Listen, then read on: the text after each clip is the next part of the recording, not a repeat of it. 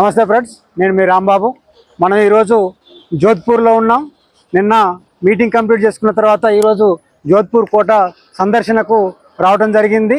రాజస్థాన్లోనే అతిపెద్ద రెండో నగరం ఇది. జైపూర్ తర్వాత చాలా చారిత్రాత్మకమైనటువంటి జోధ్పూర్ నగరము దాదాపు 1459 సంవత్సరంలో ఈ కోటను నిర్మించడం జరిగింది. మార్వాడి రాజవంశానికి చెందినటువంటి రాథోడ్ వంశస్థులు దీన్ని రాజా జోధా అనేటటువంటి రాజు ఇక్కడ 1459లో ఈ నిర్మాణం కోసము శంకుస్థాపన చేయడం జరిగింది. చూడండి, మనకంతా కూడా దీన్ని బ్లూ సిటీ అని కూడా పిలుస్తారు. ఎందుకంటే ఇక్కడ ఉన్న ఇండ్లన్నీ కూడా బ్లూ కలర్ లో ఉండటం వల్ల దీన్ని బ్లూ సిటీ అని పిలుస్తారు. రాజా జోధా అనే రాజు నిర్మించడం వల్ల ఈ నగరానికి జోధ్పూర్ అని పేరు వచ్చింది. ఇక్కడ ఉన్నటువంటి ఈ కోట మించి కనుక చూస్తే మనం మొత్తం కూడా బ్లూ కలర్ లో ఉన్నటువంటి ఇండ్లు కొంత కలర్ మారింది కాబట్టి దీన్ని బ్లూ సిటీ అని కూడా పిలుస్తారు. జైపూర్ నేమో పింక్ సిటీ అని పిలుస్తారు. ఇక్కడ ఈ నిర్మాణం జరిగినప్పుడు దీనికి ఒక శాపం ఉందని కూడా ఈ కోటకు చెప్తారు. అప్పుడు చిడియా బాబా ఇక్కడ ఈ కోట మీద ఉండేవాడు.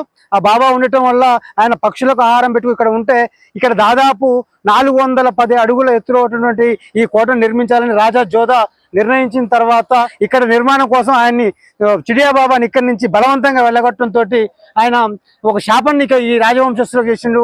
ఇది మొత్తం కూడా కరువు కాటకాలతో ఉంటుంది, ఇక్కడ కనుక కోటను నిర్మిస్తా అని చెప్పి దానికి ప్రత్యామ్నాయంగా ప్రక్షాళన కోసం అప్పుడు రాజా జోధా ఆయన్ని శరణు కోడితే ఆయన ఏం చెప్పిండంటే ఇక్కడ ఎవరన్నా ఒకరు సజీవ సమాధి కాబడితే తప్పించి ఇక్కడ నీకు దీని యొక్క కరువు కాటకాలు పోవని చెప్పి ఆయన శాప విమోచన మంత్రాన్ని చెప్పడం వల్ల రాజారాం మేఘ్వాల్ అనేటటువంటి ఒక వ్యక్తి సజీవంగా సమాధి చేసుకొని ఇక్కడ శాప విమోచనం ఈ రాజ్యాన్ని కల్పించి తనను సమాధి చేసుకోవడం వల్ల ఆయనకు సంబంధించిన చాలా విశేషాలు కూడా ఇక్కడ ఉన్నాయి. ఇక్కడ చాలా దాదాపు 500 సంవత్సరాలు అయినప్పటికీ కూడా ఈ యొక్క కోట చెక్కు చెదరకుండా నిలబడ్డది. దీని విశేషాలను మరిన్ని విశేషాలను మనం మరొక వీడియోలో తెలుసుకుందాం.